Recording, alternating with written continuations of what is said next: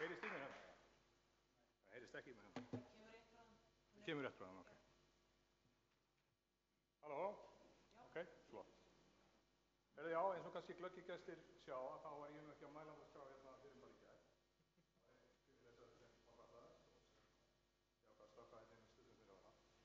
Það var nú lítið annað í stöðunni að taka eitthvað sem til og hérna, þetta internal kynning sem var haldið inn í Sensa í desember og þar vorum við að draga saman bara hvað er að gerast þegar viðskiptavinir hjá okkur hafa farið í gegnum pentest. Kynningin inn í Sensa var náttúrulega mikið lengri en 20 mínútur, þannig að ég var með hnífinn og lofti í gær að skera þetta niður, þannig að ég ætla að vona að þetta sé ekki samhengislaust og hérna mikið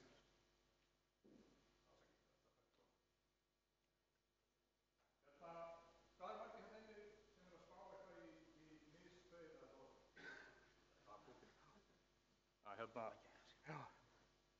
Má ég sjá, hvað eru NIS 2 Dóra fulltaliði? Ok. Gaman að segja frá því að báðir staðlarnir náttúrulega bara hvetja okkur til að tala opinskátt upplýsingaöryggi og miðla því sem betur megi fara og hérna við erum aldrei að gera það í dag að læra hvort öðru og bara sem betur fer þá í samfélaginu, þá hérna íslensku samfélagi, þá erum við bara að ræða þetta meira opinskátt og það er gríðarlega jákvætt. Sæns var oft spurt að því, hvað segjum við þegar hérna fyrirtækið sem við erum að hýsa og reka fær einhvern þriðja aðila út í bæ til að pentesta sig? Svarið er náttúrulega einfalt, við bara fögnum því. Oft á tíðum þá erum við að tala einhverja hluti sem kannski við höfum verið að benda fyrirtækinu á, en það hefur ekki verið vilji til að gera eitthvað í því. Það má kannski að einhverju leyti rökstyðja það þannig að þegar þú fær þriðja aðila til að pentesta þig og borga fyrir það, þá fær það svona meira vægi.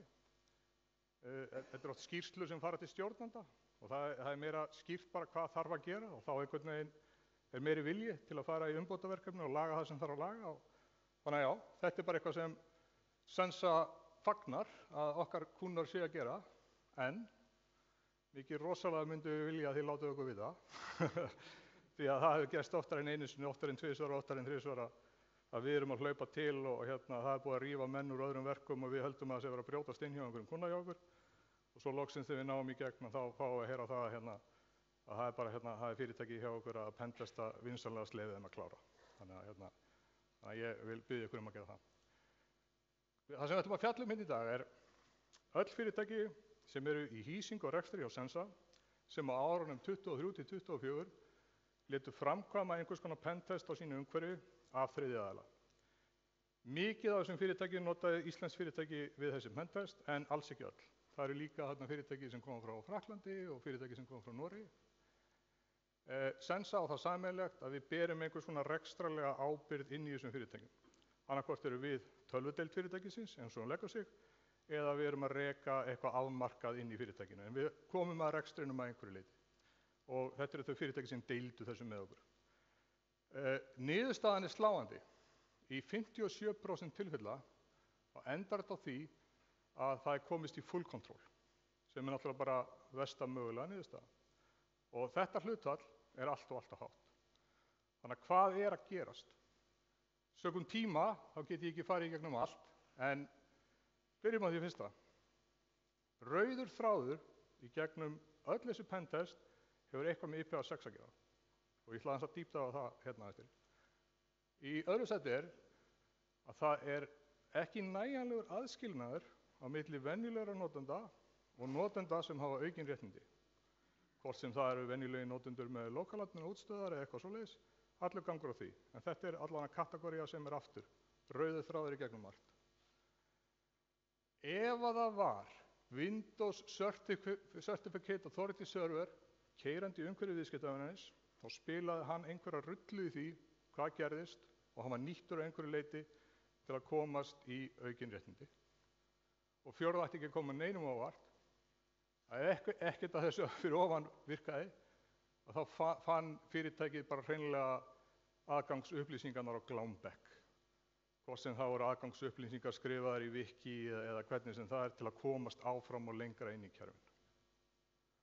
Kíkjum aðeins á fyrsta liðinn sem er IPv6. Hvað er að gerast með IPv6? Jú, í mörg ár þá hefur það bara verið þannig að öll stýrikerfi komið með IPv6 enablað by default eins og við segjum og þau prioritæsa IPv6 traffic yfir IPv4, hvort sem það er Windows eða Linux. Hjá öllum þessum viðskiptavinum þá í raun og veru var ekki tekið á því eða stillt að einhverju leyti hvað IPv6 er að gera. Og það er vandamálið. Vandamálið er að ef við bara látum IPv6 vera eins og það kemur á kúnni, þá er auðveldlega hægt að nýta til að exploita ákveðna hluti. Kíkjum að það. Þið þekkið þetta scenario. Þetta eru 2 útstöðvar í fyrirtæki, rauða útstöðin er compromised. Græna útstöðin fer í gang. Hún ætlar að vera rosa hipp og cool og segir, ég vil tala IPv6, af því að það á ég að gera.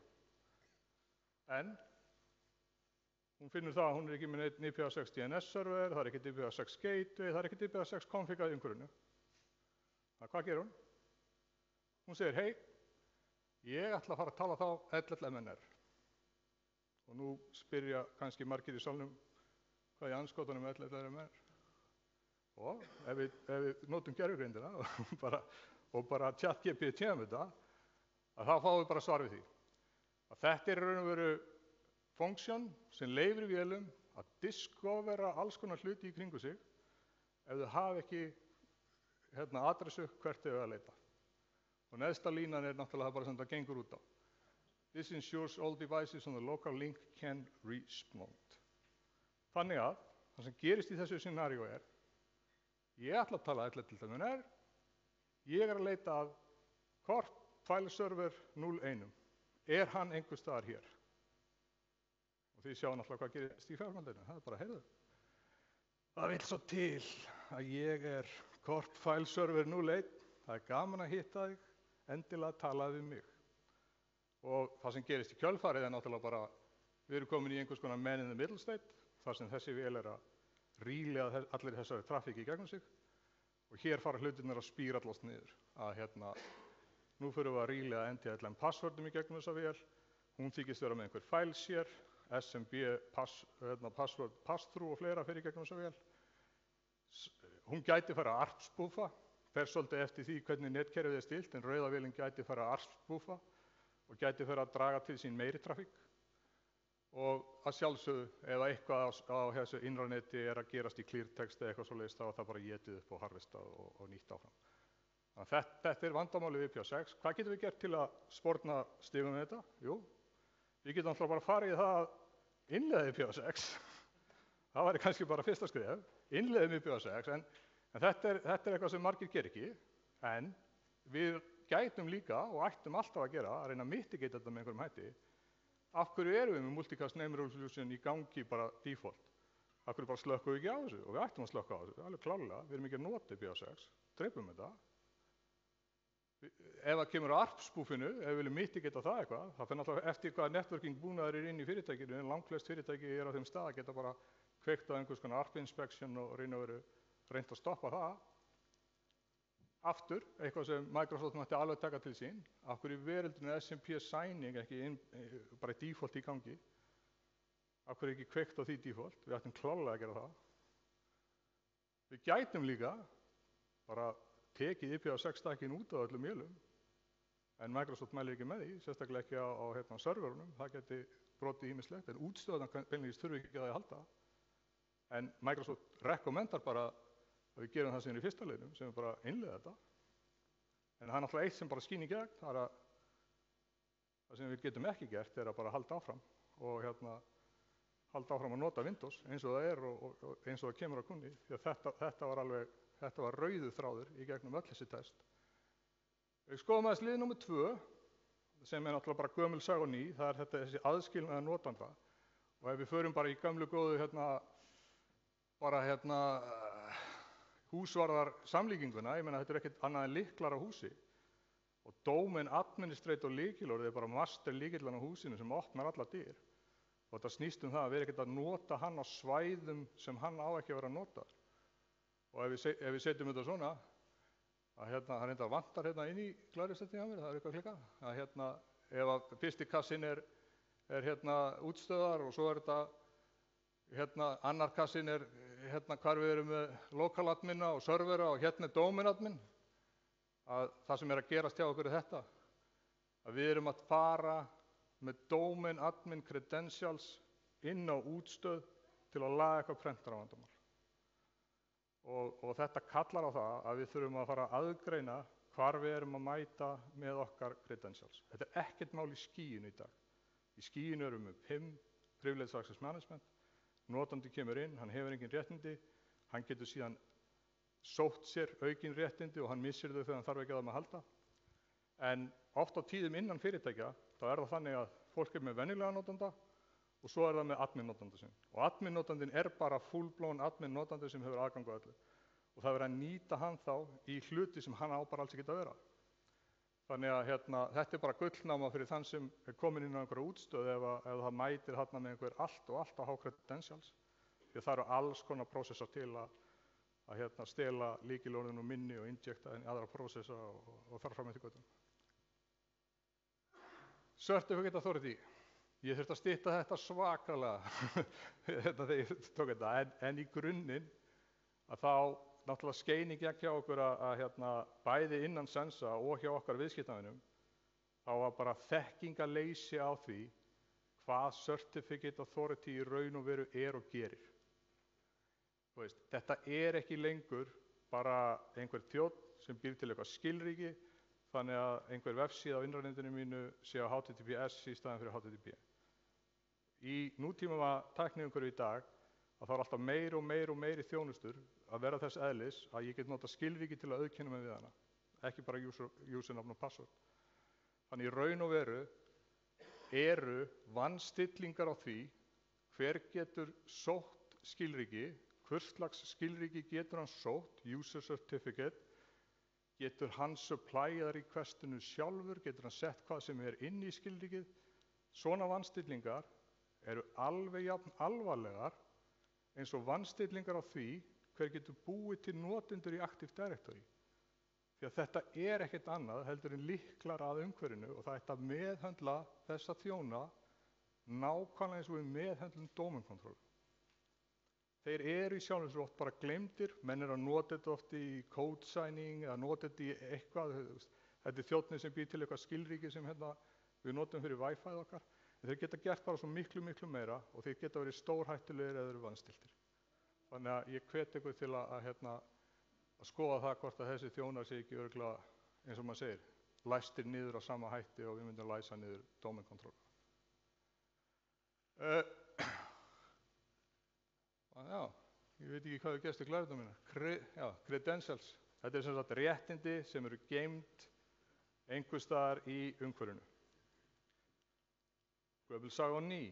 Þetta er þegar fyrirtækin eru komin inn sem man in the middle og eru farnir að sniffa einhverja trafík og þeir kannski komast ekkert áfram, en þeir ná kannski einum venjulegu notanda. Og það voru ótrúlegir hlutir sem þessi venjulegi notandi gat séð. Og þetta gerðist aftur og aftur, að það voru bara inn á einhverjum wiki-síðum var bara herðu til að installa mannauðsklæðinum, keyrðu upp þetta setup. Og þegar þú ert búin að því, farið í ODBC stillingar á útstöðinni, sett inn þennan SQL-server, notaði þennan notanda með þessu lykilorði.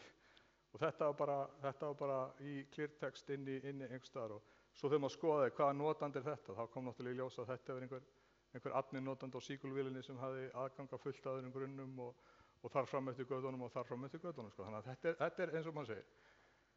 Sensa sem slíkt, við getum náttúrulega aldrei borið ábyrgð á því hvernig fyrirtæki fara með sín lykilorð eða við getum ekki borið ábyrgð á því hvernig aðrir verktakar ganga frá sínu lykilorðum. En við þurfum að fræða fólk og bara password management og password managerar og hvernig erum við að vista þetta allt. Sensa sjálft, það er bara skýr vinnuregla hjá okkur. Við notum það sem við köllum secret server til að geyma öll okkar lykilorð og það er bara auditað nákvæmlega hver fer inn, hver skoðar það og svo framvegis. Þannig að ég hvet öll fyrirtæki til að koma sér upp einhvers konar password management kerfi og hvernig að halda utan lykilorð. En og svo náttúrulega þetta. Er Sensa langt frá því að vera saklaust. Við vorum bara segum þetta og við höfum verið að taka þetta í gegn hjá okkur allverulega. Að menn voru náttúrulega bara að stytta sér leiðir, búa til einhverja PowerShell skriptur og fleira og PowerShell skriptur sem þurfti einhvers konar auðkenningu og og neldu bara í notendanöfn og lykilorð inn í PowerShell-skrifturnar og glemdu svo að henda þeim út þegar þeir voru búnir, þegar þeir eru að deploya einhverju. Og þá lá bara einhver hérna, PS1, eitthvað skjal inn á einhverjum þjóni sem innihélt Global Administrator passwordin í Office 365 eða eitthvað. Þannig að hérna þurftum við aldeilis að taka til hjá okkur og aftur bara, þú veist, fræða okkar starfsfólk það, hvernig við notum lykilorð í skriptum með öruggum hætti og hvernig við hreinsum upp eftir okkur þegar við erum búnir að vinna. Rétt í lokin, og ekki smá tíma eftir? 5? Ég er á góðum tíma.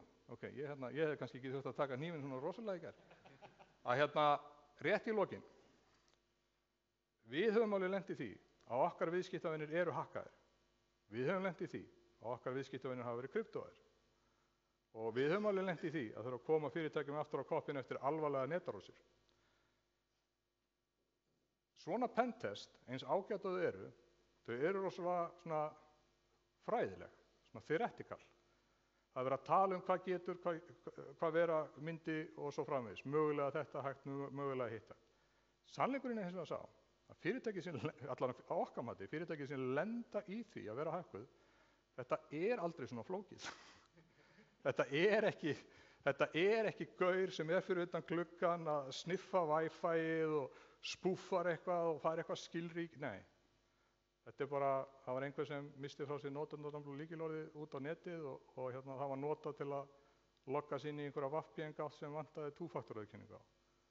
Þannig að, þú veist, það er sorglegi sannleikurinn af þessu. Að þetta er bara, eins og segi, þetta er aldrei svona flókið. Þannig að áður en þið hlaupið til og farið í einhverja full-blown IPv6 innleiðingu, bara, þú veist, byrjum á því að virka two-factor. Það eru skilaboðin. En annars bara þakka þér kærlega fyrir mig.